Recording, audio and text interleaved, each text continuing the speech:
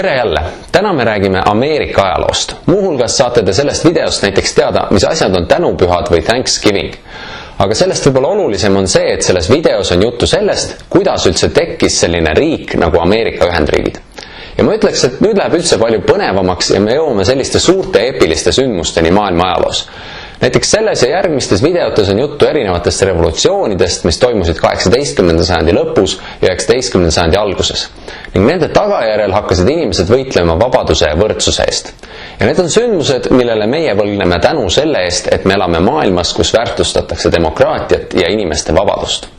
Tänases videos ma räägin esmalt sellest, kuidas tekkisid eurooplaste kolooniad Põhja-Ameerikas, seejärel sellest, millised olid eurooplaste suhted indiaanlastega, seejärel sellest, kuidas kolooniad mässama hakkasid ning ennast Briti impeeriumist iseseisvaks kuulutasid, seejärel sellest, mille poolest Ameerika Ühendriikide iseseisvumine oluline on ning lõpuks ka paar sõna Ameerika Ühendriikide riigikorraldusest. 17. sajandi alguses hakkasid mõned eurooplased, eriti kalvinistid, keda usuliselt taga kiusati, mäletate siis see ususõdade teema jälle, nemad hakkasid suunduma laevadega Põhja-Ameerikasse, et otsida seal uut ja paremat elu. Kõige rohkem oli nende seas inglasi, mingil määral ka näiteks hollandlasi ja prantslasi. Nad lihtsalt hankisid koha ühel laeval, võtsid oma paar kompsu ja läksid lihtsalt tundmatusse. Ma ütleks, et Ameerika oli nende esimeste eurooplastest uusasunike jaoks umbes midagi sellist nagu Kuu praegu. Nad teadsid, et mõned üksikud inimesed on seal käinud, aga et seal inimesi ei ela, või toona võeti seda nii, et eurooplasi seal ei ela. Seal ei ole teid, seal ei ole linnu, seal ei ole tööstust, haiglaid, eks ole. Ja inimesed, kes Ameerikasse läksid, nende jaoks see oligi umbes nagu Kuu peale koloonia rajamine. Nad võtsid meeletult suure riski, nad läksid tundmatule maale, kuhu sõit kestis 2 kuud mööda ookeani, kõik toit ja muu eluks vajalik tuli kaasa võtta. Ja koha peal tuli kõvasti tööd teha, et rajada põllud ja elamud, et üldse esimene talv üle elada. Kui midagi juhtus, näiteks toit sai otsa või haigused hakkasid levima, siis ei olnud praktiliselt võimalik Euroopasse tagasi pöörduda. Ei olnud lihtsalt võimalik, et poole pealt otsustada, et see on vist liiga raske, et ma tahan koju. Kui oli raske, siis pidid pingutama, et ellu jääda, või siis pidid lihtsalt ära surema, sussid püsti viskama. Ühesõnaga, selline karm värk oli. Ja pole ime, et paljud sellistest varastest asunikest lihtsalt surid nälga ja haigustesse. Ja siis näiteks mõni aeg hiljem saabusid uued asunikud uue laevaga ja avastasid mahajäetud küla, kus kõik inimesed olid surnud. Aga aja jooksul said eurooplastest kolonistid Põhja-Ameerikas nii-öelda jala maha ning neid tuli aina juurde ja juurde ning varsti oli kogu Põhja-Ameerika idarannik asustatud eurooplastest kolonisaaatoritega. Aga selle kõige juures tuleb meeles pidada, et see manner ei olnud mingil juhul tühi. Põhja-Ameerikas elas miljoneid põlisasukaid, sadu erinevaid indiaanlaste hõime. Eurooplased nimetasid neid indiaanlasteks, sest Columbus oli arvanud, et ta saabus Indiasse. Ja kui saadi teada, et see ei ole India, siis millegipärast keegi ei vaevunud seda nime ka ära muutma. Suhted põliselanike ja kolonistide vahel olid nii ja naa. Selles mõttes, et oli muidugi ka ilusaid hetki. Näiteks 1620. aastal olid indiaanlased aidanud Plymouthi kolonistidel talve üle elada ja andnud neile süüa, et nad nälga ei sureks. Ja siis aasta hiljem olid tänulikud kolonistid korraldanud ühe suure tänupidusöögi, kuhu nad kutsusid ka oma indiaanlastest sõbrad, et aitäh, et te meid suvalisi võõraid inimesi aitasite ja surmast päässite. Ja seda tähistataksegi Ameerikas tänapäevalgi veel tänupühade ehk Thanksgivingu nime all. Ühesõnaga, oli ka ilusaid hetki, aga üldiselt, pigem vähe. Eurooplastest koloniste tuli kogu aeg juurde ja nad tahtsid üha rohkem maad endale. Indiaanlased olid nagu, et me olime enne siin, et äkki küsiks meilt luba. Ja praktiliselt kohe algasid konfliktid indiaanlaste ja eurooplaste vahel. Ja kuna eurooplasi tuli pidevalt juurde ja neil oli palju moodsam relvastus, püssid, hobused, kahurid, terasest mõõgad ja nii edasi, siis see lõppes muidugi nii, et eurooplased tapsid indiaanlased ära või ajasid nad minema. Et aitäh selle eest, et te meid näljasurmast päässite, aga meil on vaja burgerite jaoks vilja ja lehmi kasvatada, et saage aru, Olgu, Ameerika oli sel hetkel veel täiesti burgerivaba, see suurepärane leiutis tuli Ameerikasse natuke hiljem. Eurooplasi tuli pidevalt juurde ja 1770. aastateks oli Põhja-Ameerika kolooniates juba üle 2 miljoni elaniku. Kõige rahvarohkemad olid idaranniku kolooniad, mis kuulusid Briti impeeriumisse. Need kolooniad arenesid kiiresti ning olid üsna jõukad, aga kolooniate elanikele ei meeldinud see, et nad peavad Inglise kuningale ja parlamendile makse maksma. Asi oli selles, et kolooniatel polnud mingit esindust Inglise parlamendis, kus neid makse kehtestati. Ja kolonistid, või nimetame neid nüüd juba ameeriklasteks, olid hästi kursis valgustusfilosoofide teostega ja nad ei olnud rahul sellega, et nad peavad lihtsalt tegema seda, mida keegi kuskil kõrgel ütleb. Nemad tahtsid, et nad saaksid ise otsustes kaasa rääkida ja et nad näeksid nende asjade vajalikkust. Briti võimud aga ei andnud neile seda võimalust, vaid kehtestasid uusi makse. Ja siis ameeriklastel oli nagu, et käige kah metsa, meil ei ole seda Briti impeeriumit vaja, me loome ise oma riigi. Valgustusfilosoofid nagu näiteks John Locke olid õpetanud, et kui valitsus või valitseja ei teeni rahva huve, siis on rahval õigus vastu hakata ja ise valitsusametisse määrata. Ja ameeriklased siis otsustasidki sellest lähtuda. Ja see muidugi tähendas sõda. Täpsemini siis puhkes Ameerika iseseisvussõda, mis kestis aastatel 1775 kuni 1783. Ja seda võib nimetada ka Ameerika revolutsiooniks, sest selle eesmärk oli viia ellu ühiskondlikke muutusi, aga seda tehti relva jõul ja rahva algatusel.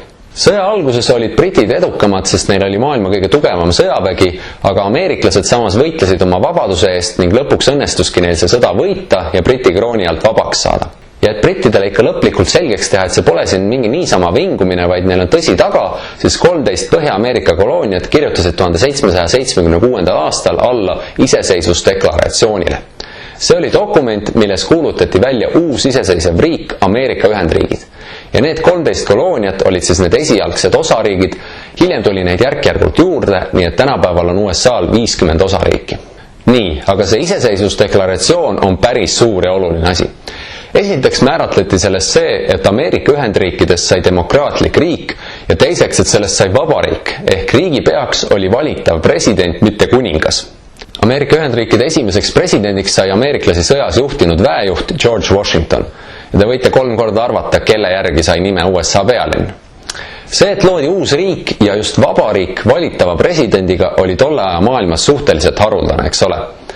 Aga mis veel olulisem, see oli esimene kord, kui loodi uus riik uue ühiskonnakorraldusega ja valgustusfilosoofide õpetustele tuginedes.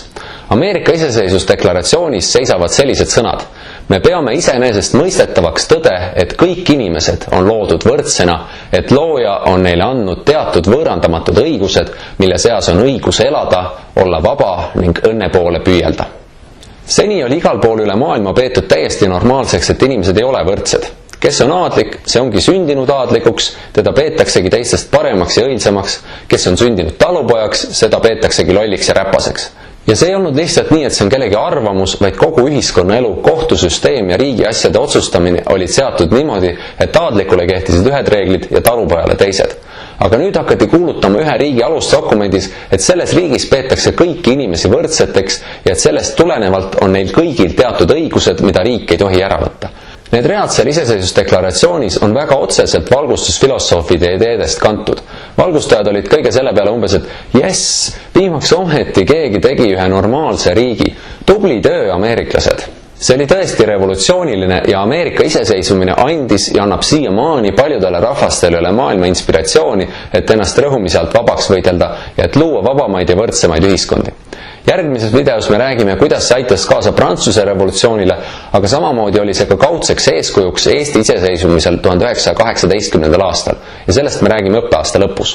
Lisaks on veel oluline mainida, et Ameerika Ühendriigid olid esimene eurooplaste koloniaalvaldus, mis emamaast lahku lõi ja iseseisvaks sai. Järgmise 2 sajandi jooksul järgnesid USA-le esmalt Lõuna-Ameerika ja seejärel Aasia ja Aafrika riigid. Aga ma pean siiski selle ilusa pildi ära rikkuma ja ütlema, et see pole päris nii tore ja lilleline nagu tundub, et vabadus ja õnnelikud inimesed ja USA, USA, USA ei ole päris nii. Iseseisvusdeklaratsioonis on küll kirjas, et kõik inimesed on loodud võrdsetena, aga esialgu oli olukord pigem selline, et aus oleks olnud kirjutada kõik valged mehed, kellel on kinnisvara, on loodud võrdsetena. Ja ei, see ei ole mingi tüütu tähenärimine. Esiteks, põlisameeriklastest ehk indiaanlastest ei saanud Ameerika Ühendriikide kodanikke, vaid nendesse suhtuti kui mingitesse tüütutesse metslastesse ja neilt võeti ka edaspidi maid jõuga ära. Teiseks, sel hetkel, kui Ameerika Ühendriigid iseseisvusid ehk 18. sajandi lõpul, oli 30% Ameerika Ühendriikide elanikest aafriklastest orjad. Ja ori tähendabki seda, et tegemist on inimesega, kes pole võrdne teiste inimestega, vaid kuulub kellegile teisele inimesele. Ta on teise inimese omand. Kusjuures Thomas Jefferson, iseseisvusdeklaratsiooni autor, mees, kes kirjutas need sõnad, et me peame iseenesest mõistetavaks, et inimesed on loodud võrdseks, tema oli ise orjapidaja. Tema istanduses töötas sadu aafriklastest orje ja ta oli seisukohal, et orjad ei tohikski kunagi vabaks saada ja poliitilisi õigusi saada. Kusjuures nii indiaanlastele kui aafriklastest orjadele oleks olnud kasulikum, kui britid oleks sõja võitnud, sest britid vähemalt mingil määral takistasid asunikel indiaanlaste maadele tungimast ning sõja ajal lubasid nad vabastada kõik orjad, kes brittide poolele asuvad. Ja indiaanlased ja aafriklastest orjad ei olnud ainsad, kes ei saanud kodanikuõigusi. Ka naised ja isegi ilma kinnisvarata vabad mehed ei saanud valimistel osaleda ega ühiskonnaelus võrdsena toimetada. Aga paraku peeti seda tollal enam-vähem igal pool normaalseks. Ühesõnaga, sõnades oli Ameerika revolutsioon päris kena, aga reaalsuses läks seal palju aega enne kui naised, põlisameeriklased ja aafriklastest orjad teiste kodanikega võrdsed õigused said. Nii, ja viimaks lühikene selgitus, kuidas selle uue riigikorraldus välja nägema hakkas ja kuidas ta tegelikult siiamaani välja näeb. See riigikorraldus pandi kirja 1787. aastal Ameerika Ühendriikide põhiseaduses ehk konstitutsioonis. Põhiseadus oli selline asi, mis oli välja kasvanud valgustusajastu lepinguteooriast. Selle mõte oli selles, et rahvas peaks omavahel kokku leppima ja ühte kõige tähtsamasse dokumenti kirja panema selle, kuidas riik toimib, kuidas seda valitsetakse ja nii edasi. Ja sellest peaksid siis kõik kodanikud kinni pidama ja kes iganes valitseb riiki, peab ka seda järgima ja sellest kinni pidama. Põhimõtteliselt siis USA põhiseaduse järgi rahvas või valimisõiguslikud ameeriklased valivad esiteks enda esindajad seadusandliku kogusse, mida meil Euroopas nimetatakse parlamendiks, aga USAs hakati seda nimetama kongressiks. Kongressi ülesandeks on võtta vastu uusi seadusi ja riigieelarvet. Teiseks valivad valimisõiguslikud kodanikud ehk rahvas valijameeste kaudu täidesaatva võimu, keda Ameerikas esindab president ja kes valitakse 4 aastaks. Ehk siis näete, võim ei ole päritav nagu monarhia puhul, eks ole. Presidendi ülesandeks on kongressi välja antud seadusi rakendada, juhtida sõjaväge ja esindada riiki. Lisaks on veel täiesti eraldi võimuharu kohtuvõim. Ameerikas on kõige kõrgemaks kohtuks ülemkohus, kus on 9 eluks ajaks nimetatud kohtunikku, kellel on võim presidenti ennast kontrollida ja süüdi mõista. Ehk siis siin on ilusti esindatud Montesquieu põhimõte võimude lahususest, ehk siis seadusandlik, täidesaatev ja kohtuvõim on kõik üksteisest eraldatud ja kontrollivad üksteist, et kogu võim ei koonduks ühe hullu kätte, eks ole. Lisaks sellele täiendati konstitutsiooni põhimõtetega, mis kehtestasid sellised valgustusfilosoofide õpetusi järgivad põhimõtted nagu näiteks usuvabadus, sõnavabadus, omandikaitse, põhjendamata läbiotsimise ja arreteerimise keeld, kiire ja erapooletu kohtupidamise õigus ja palju muud. Ja ongi tänaseks kõik, teeme veel kiire kokkuvõtte kõige olulisematest asjadest. Esiteks, 17. sajandil hakkasid Euroopast, eriti Inglismaalt tulnud asunikud koloniseerima Põhja-Ameerika idarannikut. Teiseks, kolonistid sattusid peagi konflikti põlisameeriklastega ning ajasid nad oma maadelt minema. Kolmandaks, kolooniate eurooplastest elanikele ei meeldinud, et nad ei olnud esindatud Inglise parlamendis. Neljandaks, 1775 kuni 1783 toimus Ameerika iseseisvussõda, milles ameeriklastel õnnestus võidelda välja iseseisvus Briti impeeriumist. Viiendaks, 1776. aastal kirjutasid 13 Põhja-Ameerika kolooniat alla iseseisvusdeklaratsioonile, millega loodi uus riik Ameerika Ühendriigid. Kuuendaks, Ameerika Ühendriigid ehitati üles valgustusajastu ideaalide põhjal. See tähendab seda, et loodi demokraatlik vabariiklik riik, kus kehtisid võimude lahusus, usu- ja sõnavabadus ja nii edasi. Seitsmendaks, Ameerika Ühendriikide iseseisvumine oli eeskujuks paljudele teistele rahvastele maailmas. Aitäh kuulamast ja kohtume jälle!